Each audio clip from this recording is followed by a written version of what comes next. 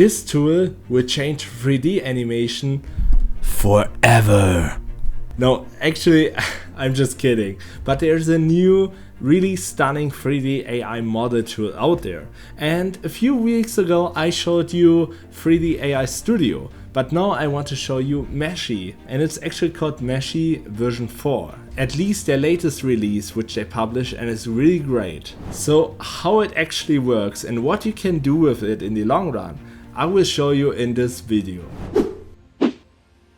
By the way guys, just a little disclaimer before we start, so you don't have any false expectations or hopes about this tool.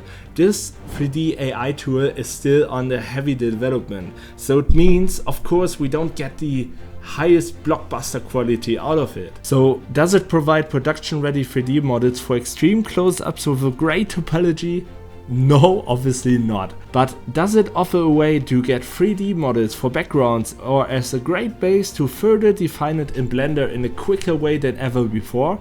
Yes, absolutely. So just keep that in mind before we start, and also keep that in mind before you consider purchasing a subscription, that it still has some flaws, but I think the results I will just show you in a second are really impressive and you can already use that for your projects. First of all, it can transform 2D images. It can be AI generated ones, but it can also be pictures you have taken, maybe photos, photographs, footage, whatever, and we can transform it into 3D models, which is of course great just based on an AI image or an image itself. It's also able to generate 3D objects just from a prompt, so we can just describe something and then we can have it in 3D later. I will just show you that in a second. It also, additionally to that, has an AI texturing option, and you get free credits every day, so you don't need to have directly a subscription to use the tool and test it, which I think is also really great. Once we are on Meshy's website, we can then just go in here and log in, of course,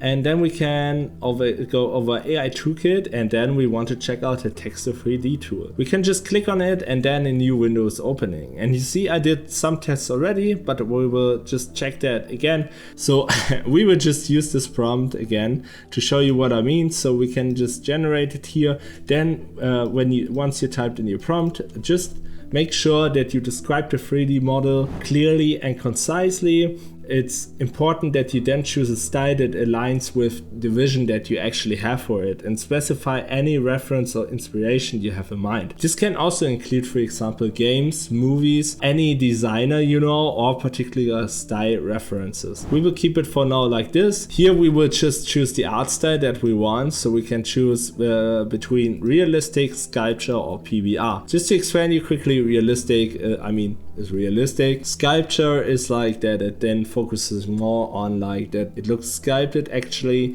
and we have PBR, which is actually based on like as a 3D artist, maybe you know it already if you are a 3D artist. Otherwise it's like PBR stands for physically based rendering, and it actually just defines how the object would behaves in real terms in the real world.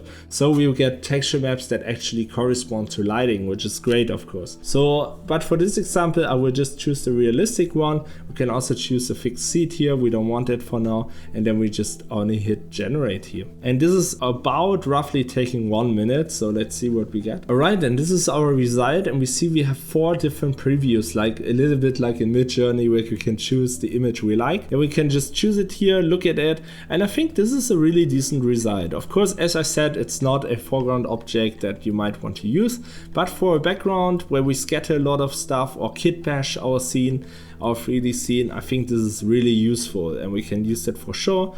So here we even have some nice details on the side, and then when you want to have textures for it, there's also an option where you can just click on here, and then it's also texturing the building for us based on the prompt that we gave it here. And this is how it looks in the end. I also did an even earlier previous example where I prompted also a skyscraper, and I think here it's also really great that we see all the textures and little windows, I think, where this did a nice and decent job. So definitely keep that in mind. And then we also can have the image to 3D option, and here we also just switch on here, then we drag and drop an image that we want to use. So I would just select the one I searched up for this tutorial. Alright, great. And the first image we are looking at is, of course, Darth Vader. So I will just upload him here really quickly. He's in T-pose. I generated this image in Midjourney. So he's in T-pose, so he can move later, hopefully. Let's see how actually Meshy is performing with an image to 3D workflow. So we hit generate, wait a second, see how it works. It's generating the 3D model. By the way, I think it's really funny that it's calling actually Dark Lord Embrace. Increase firepower.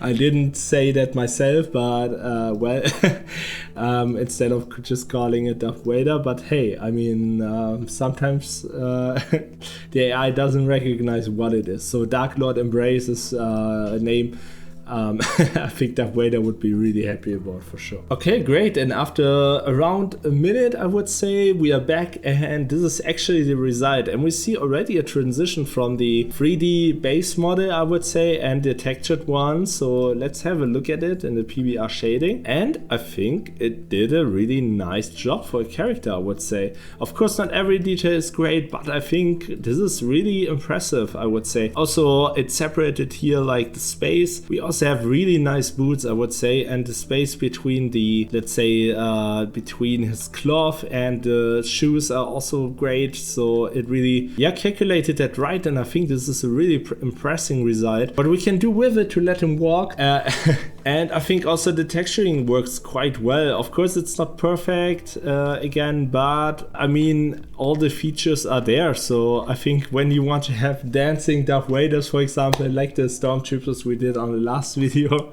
you can have that now in the background, or if you should run in the background or something like this. You can also now take it directly to a 3D program if you want. So you can just hit here download, then choose the file format that you want to have, and then you can directly load it into Blender with the texture itself, which is great, I think. So what you can do if you don't want to upload an image, you can just go here to the try an example, and then we can choose here our character, and we will choose the cat again, then we will upload it, and then we could generate it here. I did it already, so we can skip the waiting time, because I think the website is quite busy right now. So we will just skip that, and this one is looking really cool, I would say. And the really nice feature is now that we can let it run, and we don't have to go to Mixamo or something or export it to another 3D AI tool, or let's say 3D tool to animate it actually. What we can do here is that we will just go to animation, and then we can click on it. Then we can say here if it's a character on T-pose, or if it's a quadruped animal maybe. So if you have a dog or something, or a tiger or a lion, you can use this one.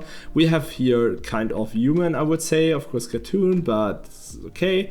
Then we can here also rotate it if we need to, but it's already in the correct pose. And then we can choose here again, like in Mixamo. I think maybe they copied it, I have no idea, but it's the most straightforward way. So this is great. And we can choose here the elbows, for example. We can choose here the wrists. So let's do that quickly to decide where the things are. Just drag them in here. Chin is over here. You can also always follow this description here. Here we have the knees. So we will just put them around here, I would say. And then we have the ankles or shoes, let's say. Then we go to next. Then it's generating our animation, like it's creating the rig for the character, let's say like this, and then applying the animation on it, and we can actually see what we get. Okay, great, and we are done, and we can actually see here how cool is that. I mean, it's directly on their website still, and we can directly save the animation if we want to. But we see we have a walking cat, and I think it's cool. Of course, we see here a bit of stretching, I would say, but just very subtle, and otherwise this is looking really promising. And we can also take the rig here.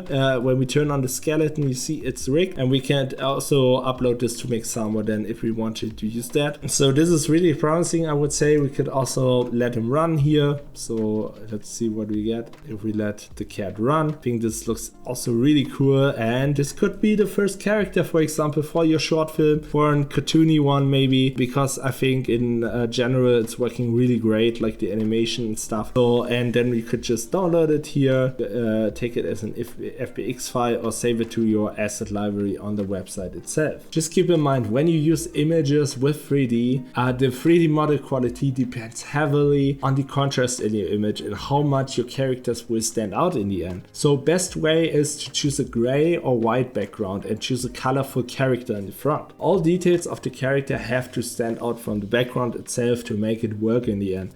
So either take an existing 2D image of your own that you shot, or do it like I most of the times used to do it, just generate an image in Midjourney or your preferred AI image generator, and then download it and then upload it to their website. Give it some retries as well to really achieve a nice result. Luckily they are free, so you just have to regenerate when you actually want to have a complete new generation of the model itself or want to use a different image. And yeah, this is the final result, and I think play around with the tool. Let me know down below in the comments if you enjoyed, if you tested this tool already yourself and what your experience was with it, and if you would use it in the future or not.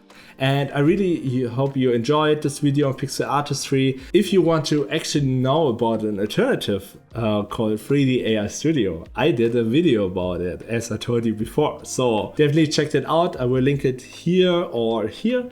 So definitely check it out, and see you on the next one. And thank you for watching, and don't forget to subscribe. Thank you and bye bye.